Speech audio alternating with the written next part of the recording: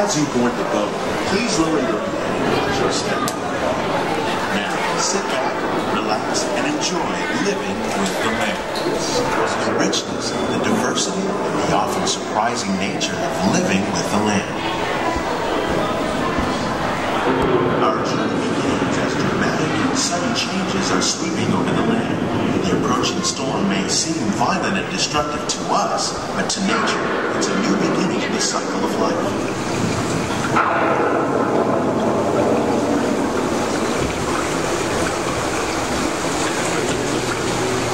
Beneath the surface of the land, roots trap water from the flowing mud, extracting precious nutrients and minerals.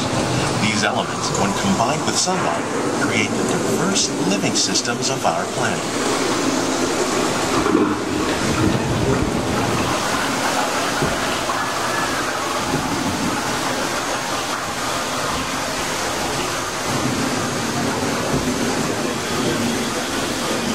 One of those living systems is the rainforest, home to the most amazing concentration of life on our planet. These dense and beautiful forests cover only a tiny portion of the Earth's surface, but they contain more than half of its plant and animal species. Rainforests are also extremely rich and productive living systems, providing us with oxygen, food, medicines, and other elements essential to our lives. In the desert, nature has created a very different, no less beautiful living system. And while this arid landscape may seem lifeless, it is very much alive. The plants and animals that have learned to survive in these harsh conditions make use of what little water they can find and avoid the scorching rays of the relentless sun. The American prairie once appeared as desolate as the desert, but over time, rainwater and nutrients gradually penetrated the hard surface of this land. Even the hooves of the mighty buffalo helped create the rich soil, one day become home to the American farm.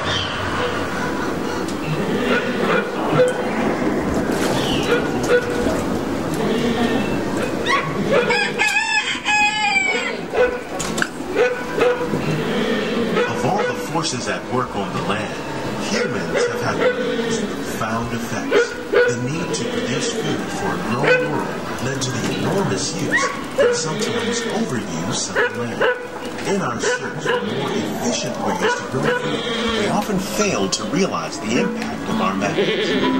Today, we're learning to live with the land, discovering better ways to grow food that will assure both human and environmental well-being.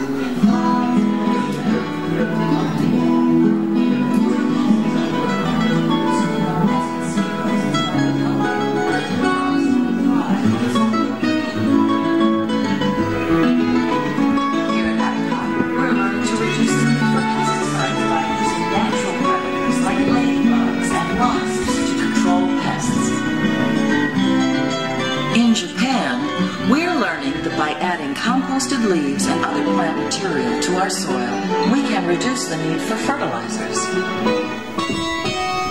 In farmlands across America, we're learning that by plowing under vegetation containing natural fertilizers, we can enrich the soil without the use of chemicals. In Saudi Arabia and Mexico, we're learning to produce food on desert seacoasts by developing and planting crops that thrive on saltwater. Please remain seated in your boat at all times. And the U.S. Department of Agriculture are exploring innovative ways to produce bountiful harvests now and into the future. The tropics are home to the greatest diversity of plants on the planet. Many of these, like papaya, bananas, cacao, coffee, and rice, are well known around the world. Others, like the jackfruit, fluted pumpkins, and dragon fruit growing here, represent the vast number of lesser-known tropical plants. As we learn more about these crops, we discover that many are rich in vitamins and minerals, while others are well adapted to growing in less than ideal conditions. For instance, the fluted pumpkin thrives in the worst soil conditions of Africa. With its edible seeds and leaves, the pumpkin could become an important staple for areas where other crops don't grow easily. The unique-looking dragon fruit is actually in the brilliant cactus family. The fruits are high in vitamin C, rich in antioxidants, could prove it originated in Mexico or Central America, but is already becoming popular in Asia. It could become a source of important nutrients for people living in many areas of the world. These and many other lesser-known crops may one day be as popular as the bananas growing on both sides of the boat. More than 28 million tons of bananas are eaten annually, making it the most popular fruit in the world. When we mention farming, we probably don't think of fish, but fish farming or aquaculture is an innovative way to increase harvests, while fish populations can produce a healthy crop, like the sturgeon that grows to over 300 pounds. That's a lot of catfish. Tilapia, bass, and catfish are three popular crops raised by fish farmers around the world. Most are grown in open ponds, but innovative recirculation systems like ours can conserve water and improve health. More than 200 different species of aquatic animals and plants have been successfully farmed. Even these American alligators can be successfully raised in controlled environments. Nearly half of all fish consumed worldwide is now raised in water. Making aquaculture an important part of our efforts to produce a bountiful harvest and protect natural resources here at the lake.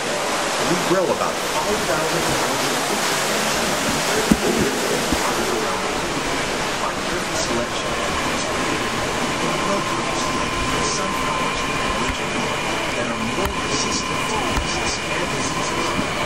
Scientists have even been able to breed plants that can flourish and mark the land for wild and nutrients and seeds. The result of these efforts is higher yields, less impact on the environment. These plants are definitely on their way up. Innovative growing techniques like the ones you see help to increase yields while more efficiently using resources like water, fertilizer, and pesticides. We're growing these nutritious sweet potatoes above ground. This increases yields, produces larger potatoes, and can be used where rich soil is in short supply. We're growing lettuce using our nutrient fill system. This technique precisely controls and recycles the water. With it, we can produce over 27,000 heads of lettuce a year in just one small area. Here's something you don't see every day. Tomato growing on trees. These plants were originally developed by Chinese scientists. Tomato trees live longer and produce many more tomatoes. One of ours lived 16 months and produced over 32,000 fruits. Much of the produce you see grown in our greenhouses is served in the restaurants here at the lake.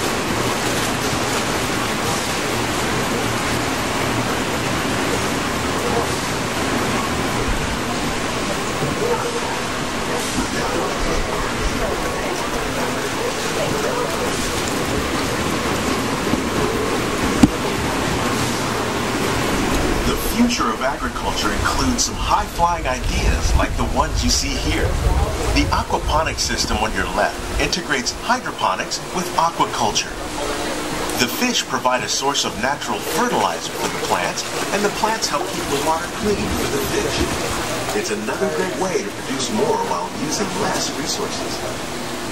In our lab, Epcot scientists are working with the U.S. Department of Agriculture on a number of innovative projects.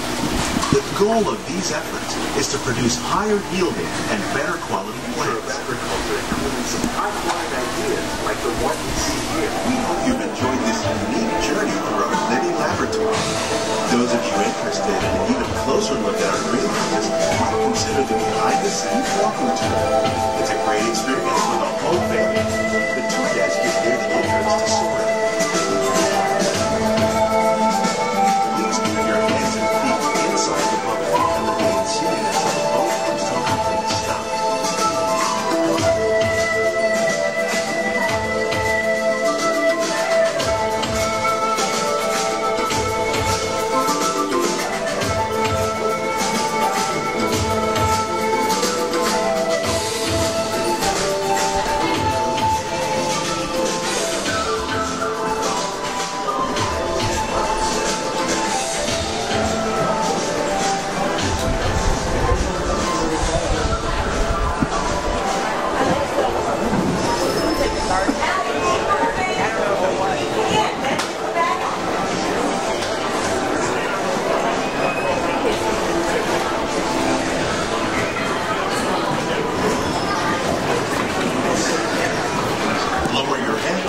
Watch your step as you exit.